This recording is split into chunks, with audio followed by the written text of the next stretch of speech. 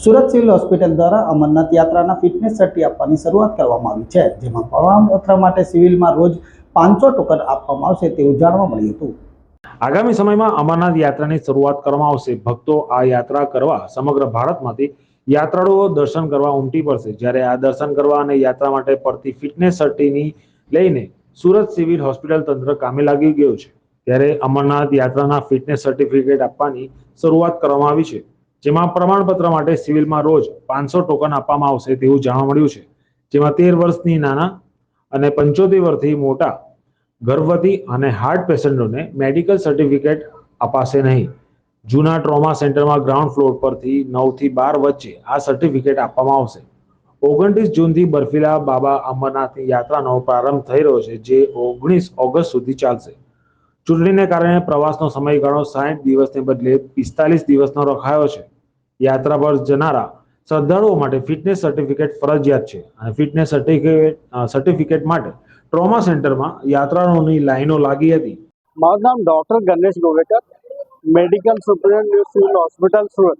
અને યાત્રીઓ માટે હા, અમારે ત્યાં દર વર્ષે પ્રમાણે આ વર્ષે પણ અમરનાથ યાત્રીઓ માટે ફિટનેસ સર્ટિફિકેટ આપવાની સુવિધા ચાલુ કરેલી છે. આ સુવિધા 13 તારીખે ચાલુ કરેલી છે અને સવારે 9 વાગ્યાથી આ સુવિધા ચાલુ થઈ ગઈ છે. 9 વાગ્યાથી 1 વાગ્યા સુધી આપવામાં આવશે આ બધી સુવિધા. આ સુવિધા અમે ઓલ્ડ ટ્રોમા સેન્ટરમાં કરેલી છે. ઓલ્ડ ટ્રોમા સેન્ટરમાં આ બધી સુવિધાઓ મફત કરવામાં રહેશે અને બધી સુવિધાઓ એક છત્ર નીચે બધા યાત્રીઓને કોઈ તકલીફ ન પડે એના લીધે ઇન્વેસ્ટિગેશન અને બધું ચેકઅપ અમે એક જ જગ્યા રાખેલું છે. આ બધી સુવિધા જે અમારી જે ન્યૂ સિવિલ હોસ્પિટલની ટીમ છે, ડૉક્ટર કેતન નાયક અને ડૉક્ટર લક્ષ્મણ ટહેલિયાના, આ બધી ટીમ દ્વારા કરવામાં આવેલી છે. લોકો લાભ લઈ શકશે. આ ઇન જનરલ દર વર્ષે અમે 6000 યાત્રીઓને સર્ટિફિકેટ આપીએ છીએ. દરરોજ અમે 450 થી 500 યાત્રીઓને ટોકન આપીશું.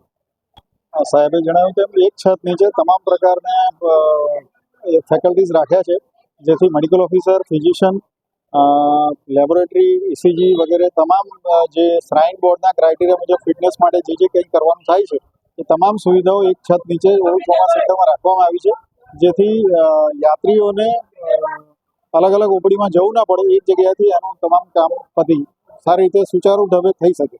અને એ લોકોને બેસવા માટે પણ સિટિંગ એરેન્જમેન્ટ પણ વ્યવસ્થિત રાખવામાં આવ્યું છે અને પાણી સહિતની તમામ આ ગરમીને કારણે રાખવામાં આવ્યું છે.